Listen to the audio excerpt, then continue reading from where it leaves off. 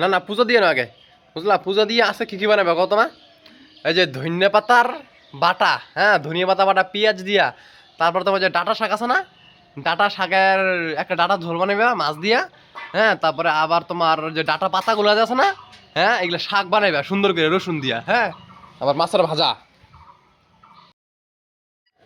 এবার তুমি একটা স্নানটা করো, স্নান করে পুজো দিয়ে নাও, তাহলে তারটা তোমার মনে করো 7:30 8টার মধ্যে পুজো হয়ে যাবো গা।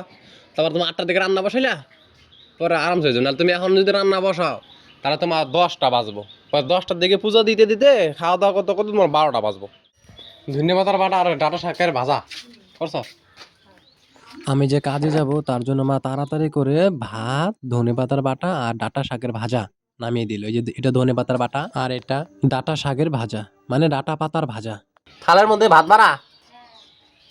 মা জানে যদি মা পূজা দিতে যায় তাহলে আমার 1 ঘন্টার আগে হবে না, আর আমি 1 ঘন্টার মধ্যেই চলে যাব। তার জন্য মা তাড়াতাড়ি করে ভাত শাক নামায় দিয়া তারপর মা পূজা দিবে এবং পরে রিল্যাক্সে মাছ টাছ সব রান্না করবে। সবার মাই এমন হয়, প্রথমে সন্তানকে খাওয়ায় তারপর নিজেরটা বোঝে। খাইস? হ্যাঁ তো টাটা, আমি খাওয়া দাওয়া করি, তোমরা দেখো।